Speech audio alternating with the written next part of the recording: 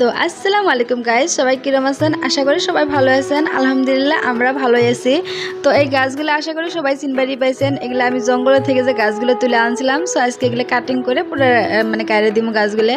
আর এই টাবগুলো তো আমি নিজে বানাইছি, আপনারা দেখছেনই আমার ভিডিওত। আর দেখেন এই গাছগুলো পুরো লতার মতন লম্বা লম্বা আছিল, সো এলে ছোটো ছোটো টুকরা করে কাটে নিলাম, কাটে সেরে ভালো করে সেট করে টাবত লাগাই দিব। তো দেখেন এই যে সবগুলো এক জায়গায় করে সুন্দরভাবে টাপত লাগাই দিমু, তারপরে উপর দিয়ে আরো মাটি দিয়ে দিমু এইভাবে। তো গাছ লাগানে কেরা কেরা ভালাবান নিশ্চয়ই কমেন্টে জানাবেন। তো দেখেন কত সুন্দর লাগছে।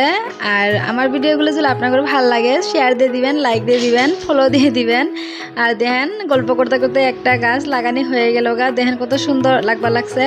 তো আরেকটা গাছ, তো এই গাছগুলো প্রচুর পরিমাণে লম্বা ছিল, যেহেতু আমার ছোটো টাপ, তো এটা টুকরা টুকরা করে তার পাশে লাগাই দিমু, কিবা হয় না হয় আল্লাহ জানে।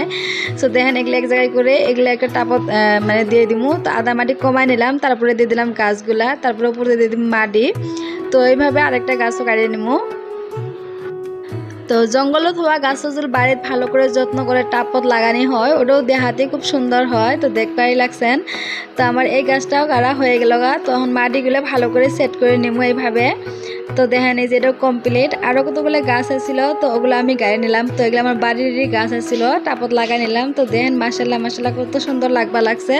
সো ভিডিওটা ভালো লাগলে শেয়ার দিয়ে দিবেন। সো দেখা করতেছি নেক্সট ভিডিওত। বাই, আল্লাহ হাফিজ, সবাই ভালো থাকেন, আঙ্গর জন্য দোয়া করিয়েন।